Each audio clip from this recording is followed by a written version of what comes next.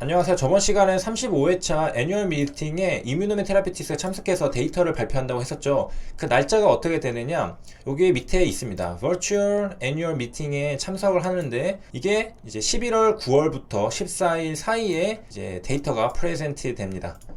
그러니까 이제 얼마 안 남았죠. 얼마 안 남은 기간이고, 그 다음에 이제 밑에 조금 설명이 있는데 같이 또 보도록 하겠습니다. Induction of tumor reactive CD8 plus T cells is a major goal of cancer therapy라고 적혀 있는데, 요게 인덕션이라는 말을 일단 먼저 보면요.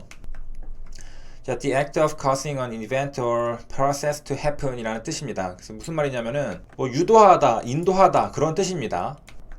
그러니까 여기 이제 CD8 플러스 T셀은 킬러 T셀이죠. 요거를 이제 인도하고 불러오고, 그러니까 유도하는 게 이제 메이저 골이라는 거죠. 이제 중요한 목표라는 겁니다. 요 세라피에. 그러니까 결국에 이제 공격하는 것은 이제 킬러 T셀이잖아요. 그러니까 얘를 어떻게 끌고 오느냐. 얘가 그 항원을 인지를 해서 항원을 인식해가지고 얘가 공격을 시작하느냐, 그게 중요하다는 겁니다. 그런데 이제 역할을 주는 애들이 많죠. 뭐 항원 제시세포도 마찬가지고, 뭐 헬퍼 T셀도 그렇고, 굉장히 이제 여러 가지 애들이 다 서로 신호를 주고받으면서, 그 중에 하나가 이제 사이토카인은 이제 면역 세포들끼리 주고받는 신호거든요. 그래서 여기 보면은 사이토카인 secreted by CD4 plus T셀이라고 적혀 있습니다. secret이라는 말은 비밀 아니고 to produce and release a liquid, 그러니까 이 셀 같은 것들이 이제 액체를 뭐 분비를 하는 겁니다. 또 뭐 예를 들면은 뭐 인터페론 감마 이런 것들을 이제 분비를 하는 거거든요. CD4 plus T셀이. 또 이런 이제 사이토카인들이 can also exert desirable effects 라고 적혀 있으니까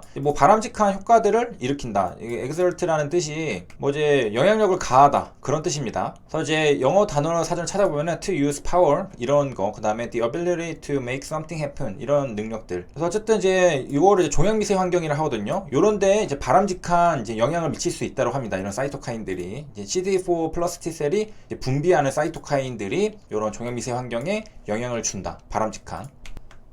이렇게 이제 알아봤고, 그래서 지금 이제 발표하는 데이터가 발표되는 건 11월 9일부터 14일까지입니다. 그 다음에 이제 앞타머 사이언스로 와서 이제 여기에 투자를 한 이제 PEF라가 있는데, 이거는 이제 인수합병 전문 사모펀드입니다. 그래서 수엔 파이낸셜 인베스트먼트인데, 얘가 이제 투자를 한 다음에 IPO를 해가지고, 프리 IPO 투자라는 것은 IPO 전에 했다는 겁니다. 그래서 지난해 투자를 하고서 이제 올해 상장을 했잖아요. 그래서 이제 차익을 이제 63%를 냈습니다. 그래서 그 전에 이제 IPO 전에 어떤 걸 보고 투자를 했느냐라고 물어보니까 김철중이라는 이 대표는 투자 당시에 앞티머 사이언스는 R&D 투자로 영업 손실을 내고 있었다. 그러니까 적자 회사였다는 거죠. 근데 적자 회사였는데 뭘 보고 투자했냐? 앞타머 발굴 기술의 성장 가능성을 보고 투자를 결정했다라고 합니다. 그래서 그 앞타머 홈페이지에 들어가 보면은 앞타머 발굴 기술 셀렉스라는 것을 설명을 하고 있는데요. 이거 이제 가지고 있는 중요한 기술 중에 하나입니다. 그래서 이제 발굴하는 기술이죠. 이제 발굴하는 기술인데, 내려가서 보면은 이제 대부분의 요거 치료제 같은 경우에는 이제 표적 바이오마커가 대부분 생체 내 세포막 단백질로 존재합니다. 그래서 이 세포막 단백질에 특이적으로 결합하는 앞타머 발굴이 중요하다고 하는데, 세포막 단백질이 뭔지를 또 알아봐야 되겠죠.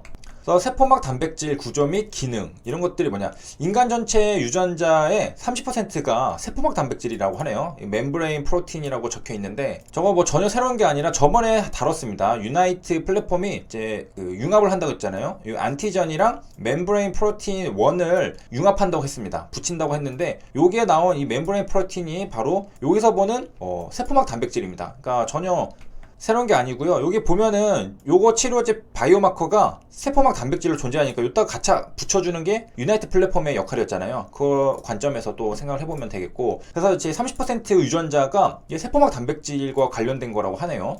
그래서 이제 세포막 단백질이 무슨 역할을 하냐, 이제 트랜스포터 역할도 하고요. 세포막 내외로, 그러니까 밖이랑 안으로 이제 물질도 옮기고, 왜냐면 이제 구멍이 뚫려 있으니까. 그 다음에 이제 전이차 유지, 아이온 채널에도 중요한 역할을 합니다.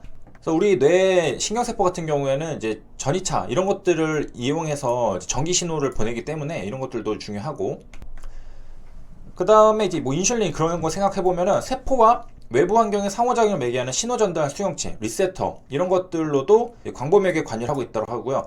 추가로 뭐 리보세라니 같은 경우에는 VEGFR이라고 하는 저런 리세터에 작용을 하는 거죠. 그다음에 세포막 단백질의 기능 이상은 이제 생명을 위협할 수도 있기 때문에 이제 개발되고 있는 화합물 신약 이런 것들의 50에서 60%가 세포막 단백질을 타겟을 하고 있다. 여기에는 리보세라닙도 들어가겠습니다. 그 다음에 수송 단백질 트랜스포터들은 세포막 단백질의 30%를 차지한다고 합니다.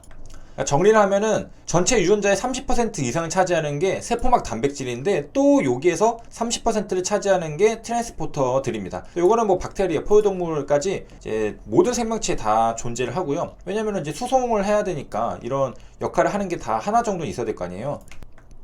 세포막을 통해서 이제 왔다 갔다 해야 되니까 세포막 안으로, 밖으로. 그래서 그런 이동들을 촉진하는 역할을 하는 거고, 그래서 이 수송 단백질 트랜스포터를 통해서 뭐 당이나 비타민을 에너지원으로 흡수하거나 그 다음에 이제 세포 내 독성 물질을 밖으로 배출하는 이런 기능도 합니다. 이거 중에 하나가 바로 이제 피당 단백질이 있는데 요거는 이제 저번에 한번 HIV 리보세란이 작용 기전에서 다룬 적이 있습니다. 다음에 한 번 더 다뤄보도록 하고요. 그래서 이런 것들을 억제하기 때문에 내성 문제를 해결할 수 있다라는 그런 논리였고요. 그리고 이제 막단백질이 어떻게 생겼냐라고 하면은 여기에 인지질층이 있죠. 그 다음에 하나, 둘, 세 개 이런 식으로 생겼습니다. 그래서 좀 자세히 보면은 이렇게 이제 관통하는 것을 이제 막관통 단백질이라고 하는데 이제 트랜스멤브레인 프로틴이라고 합니다. 그래서 구조를 보면은 이제 요게 이제 단백질인데 아미노산으로 되어 있을 겁니다. 단백질이니까. 그래서 이제 바깥쪽 세포액이나 세포 바깥 부분 이런 것들은 이제 물이 많은 환경에서 작동할 수 있도록 친수성, 그 다음에 이 중간에 있는 요 부분은 이제 주로 이제 소수성이라고 합니다. 그래서 아미노산도 종류가 요쪽이랑 이쪽은 친수성, 물이랑 친한 거, 그 다음에 이쪽 부분은 이제 소수성의 아미노산들이 주를 이루고 있다라고 하고요. 그 다음에 이제 아까 우리가 이제 트랜스포터라고 했는데 수송 단백질이라고 했습니다. 요게 이제 전체 막단백질 중에 한 30%가 된다고 하는데, 요게 이제 예시로 이제 유명한 게 이제 나트륨, 칼륨 펌프, 요런 것들, 이제 물질을 이제 수송하는 거. 얘네 이제 밖으로 퍼내죠. 전기 신호를 보내기 위해서 뭐 그런 식으로. 그 다음에 이제 골격을 지지하는 뭐 앵커 역할을 하는 것도 있고, 그 다음에 외부 신호를 전달하는 이제 리세터 수용체도 있고요. 그 다음에 이제 세포막에 달라붙는 방식도 우리가 이제 세 가지를 봤었잖아요. 그 중에 이제 가장 대표적인 세포막 이중층을 가로질러 박히는 막단백질을 막관통 단백질이라고 하는데, 트랜스 멤브레인 프로틴을 우리가 방금 보고 왔습니다. 이제 딱 세포 밖이랑 안이랑 연결되어 있게 박혀 있죠. 그 다음에 이제 밖에 붙어 있는 것들도 있었는데요. 요거는 이제 약하게 비공유 결합을 해가지고 굳이 막 세포막을 파괴하지 않아도 그냥 쉽게 분리가 가능하다고 합니다. 그 다음에 이제 세포막, 이거는 단백질이고요. 세포막 같은 경우도 이제 그대로 머무르는 게 아니라 이제 어느 정도 이제 유동성을 가진다고 합니다. 그래서 이제 온도 높아지면은 좀 유동성 증가하고 낮아지면은 유동성 감소하고. 그래서 단백질이 인지질의 유동성 때문에 고정되어 있지 않고 유동적으로 막 왔다 갔다 움직이기도 한다는 겁니다. 그래서 이제 기능으로 이제 보면은 이제 트랜스포터죠. 물질 운반하는 거, 나트륨, 칼륨 펌프 같은 거, 이런 물질 운반도 하고, 그 다음에 리세터죠. 이건 신호 전달. 외부 신호를 이제 인식을 하는 겁니다. 어떤 게 와가지고 딱 결합을 하면은 그 신호를 받아들여가지고 뭐 어떤 이제 작용을 하고 그런 것들. 중간에 뭐 콜레스테롤도 있네요. 그래서 이렇게 해서 이제 알아봤습니다. 시청해주셔서 감사합니다.